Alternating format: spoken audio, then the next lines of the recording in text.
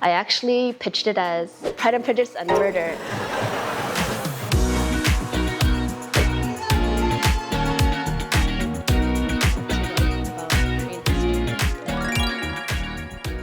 My name is Jun Her, and my Korean name is Heo Joo-eun, and I'm the author of young adult Korean historical fiction set in Joseon Dynasty Korea.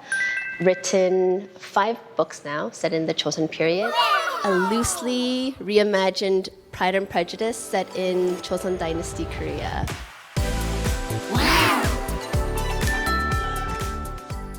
I was born in Korea, but I spent most of my life here in Canada. It was at the age of 13. I was struggling in English class, and so my dad brought me different books. And then finally one day he brought me Pride and Prejudice, and I fell madly in love.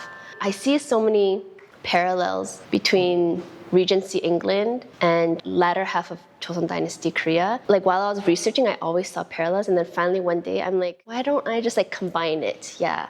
And so it's like my old world and new world kind of came together with this novel. And so it holds a very special place in my heart because I get to bring together the 2 things that I love, which is Korean history and Jane Austen.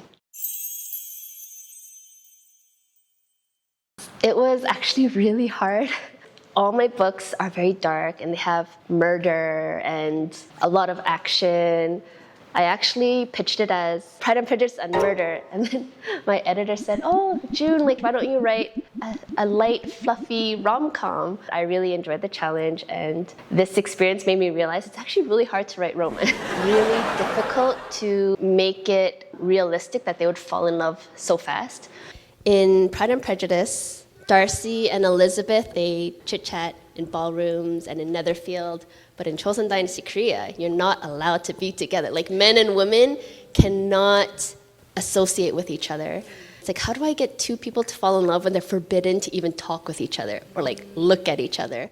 What if they fall in love before they even meet? Or at least like grow a deep friendship before they meet. And so I wanted to make their love story a bit like deeper and richer. And so they begin with misunderstanding. Haewon is actually a transcriber of forbidden novels. And then her favorite author is Black Lotus.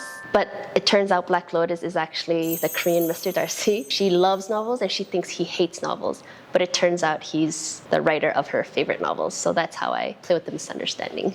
You know what? I want to set my Pride and Prejudice retelling during the 문체반장. It's an edict that forbid novel reading, novel writing, and people looked at novels as something dangerous and as that novels had the capacity to corrupt people.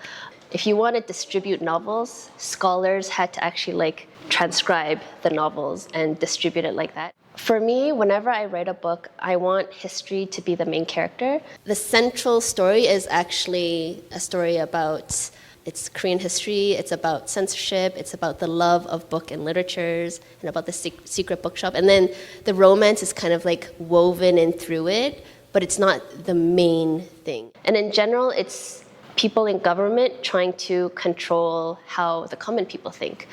There's a lot of conversation going around about book banning. Novels should be a safe space where people can explore difficult themes and questions. I did a lot of research on the book culture of Joseon Dynasty Korea, and I saw actual records that claimed that noble women would go broke from borrowing books.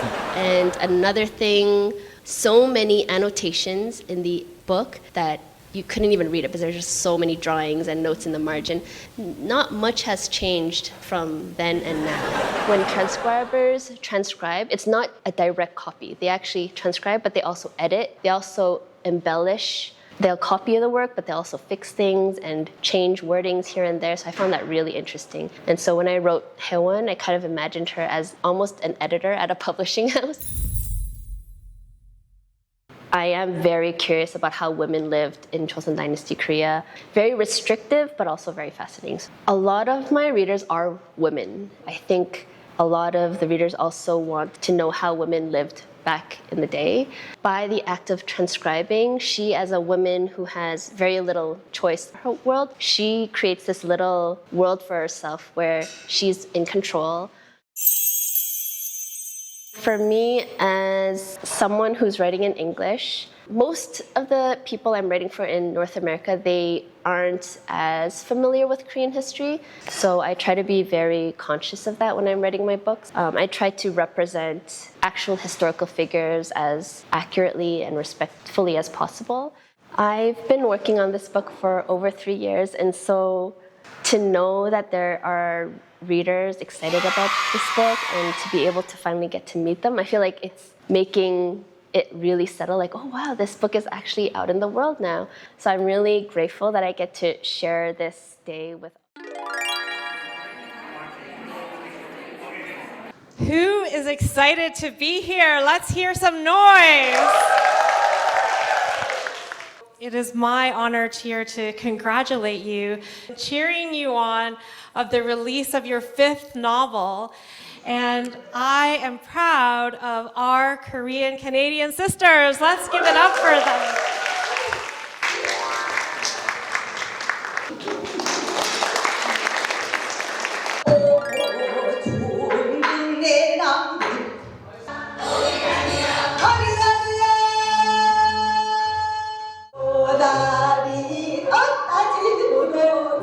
허준 작가님하고 저랑 굉장히 인연이 깊은데요. 작가님께서 판소리를 너무 사랑해 주시고 저희 커뮤니티도 사랑해 주셔서 이렇게 인연이 닿아왔고. So the Pansori singer is Sanga, and I'm actually part of her Pansori class. 사실 판소리와 조선의 소설 문화는 굉장히 그 뿌리부터 맞닿아 있다고 볼 수 있는데요. 판소리라는 것 자체가 예전부터 내려오는 고전 문학을 목소리로 담아서 표현해내는 스토리텔링 예술이잖아요. 판소리로 구전되어 온 그런 문학들이 글로써 남겨진 경우가 되게 많고요. 또 반대로 우리나라 고전 문학, 한국 문학이 판소리에 영향을 많이 끼치기도 하고요. 이런 기회가 있을 때마다 너무 감회가 새롭고 감격스러워요. 특히 그 한국의 역사와 문화를 글로써 전 세계 많은 사람들에게 알리고 있는 이 작업 자체가 저한테는 너무 감동으로 다가오고요.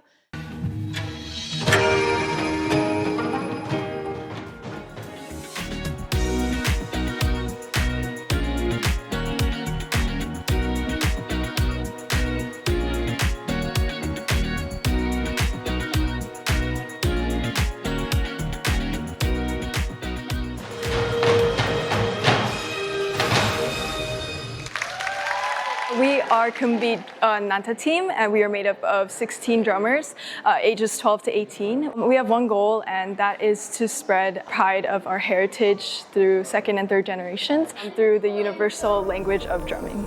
I love June's latest book, Behind Five Willows. I thought it was so beautiful. I think it's such a great homage to Jane Austen's Pride and Prejudice, but also has so much of June's unique voice in it. And she's doing things that I think nobody else is really doing, in my opinion, and really bringing Korean history and imaginings in these worlds to Western literature, and for teens at that. From the setting to the romance to the Korean historical details, I feel like I'm transported back in time whenever I read her books. And I hope that we can see even more Korean stories, you know, across age groups, across the board for many, many people in the years to come too. This book is like a book that really reminds you how much you love books. And I knew this book would be about the love of literature and the love of novels. I need to find a way to squeeze them into the pages. It took me over 10 years, lots of rejection, but my agent kind of found me, and she believed in my story. When you're a writer and you struggle with a lot of self-doubt, it means so much when someone believes in your work. If you feel like it's hard, you're doing it right. And if you get rejected, welcome to the club. We're all part of that club, yeah. But it really comes down to the quality of your writing and the story you're telling. Find trusted writers you would share your writing with. Find a trusted writing community and start sharing.